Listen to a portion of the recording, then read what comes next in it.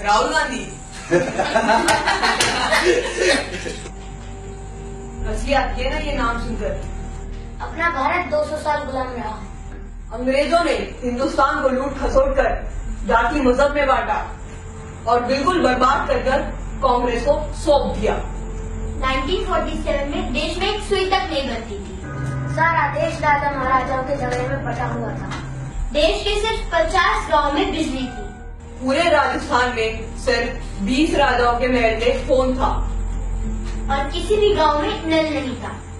पूरे देश में मात्र 10 डैम थे। सीमाओं पर मात्र कुछ सैनिक थे, 4 विमान और सिर्फ 20 टैंक थे। देश की सीमाएं चारों तरफ से खुली थी। खजाना पूरी तरह से खाली था। ऐसे बदहाल में हमारा हिंदुस्तान कांग्रेस को मिला। इन 60 सालों में कांग्रेस ने हिंदुस्तान में विश्व की सबसे बड़ी सैन्य शक्ति तैयार की। हजारों विमान, हजारों टैंक, लाखों फैक्ट्रियां और लाखों गांवों में बिजली, हजारों बांध, लाखों किलोमीटर सड़कें और परमाणु बम, हर हाथ में फोन, हर घर में मोटरसाइकिल वाला मजबूत देश 60 सालों में कांग्रेस ने दिया। भारत ने पिछले 60 सालों में तरक्की भी बहुत की है। भूतपूर्व प्रधानमंत्रियों ने कई इतिहास रच दिए हैं, जिसकी वजह से भारत आज एशिया की सबसे बड़ी दूसरी ताकत है। भारत दुनिया का सर्वश्रेष्ठ संविधान बना चुका था। भारत एशियाई खेलों को होस्ट कर चुका था। भारत में भाखड़ा और रियंज जैसे बांध बन चुके हैं। देश भामा न्यूक्लियर रिसर्च सेंटर का उद्घाटन कर चुका था। देश में तारापुर परमाणु बिजली घर शुरू हो चुका था। देश में कई दर्जन IIT, एम्स, IIMS और सैकड़ों विश्वविद्यालय खुल चुके थे। नेहरू जी ने नवरत्न कंपनियां स्थापित कर दी थी। कई साल पहले भारतीय सेना ने पाकिस्तान के सैनिकों को लाहौर के अंदर घुसकर मारा था और लाहौर पर कब्जा भी कर लिया था। पंडित नेहरू पुर्तगाल से जीतकर गोवा को भारत में मिला चुके थे।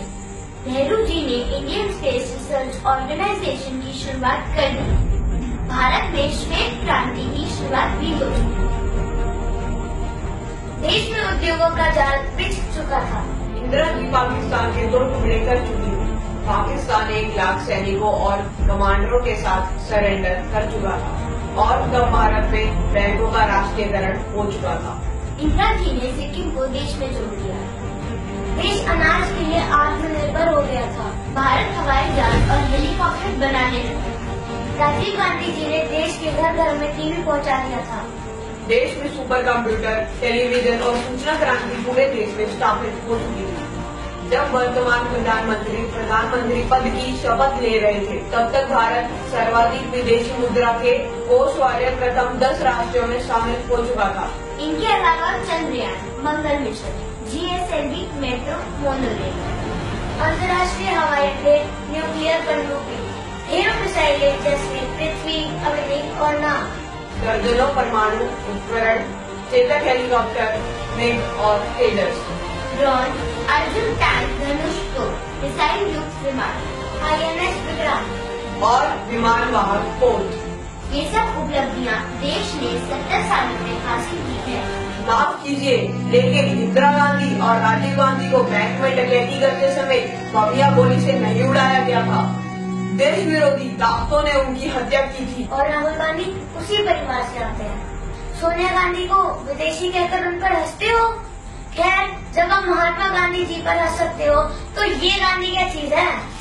हमें अपने इस हिंदुस्तान पर गर्व है।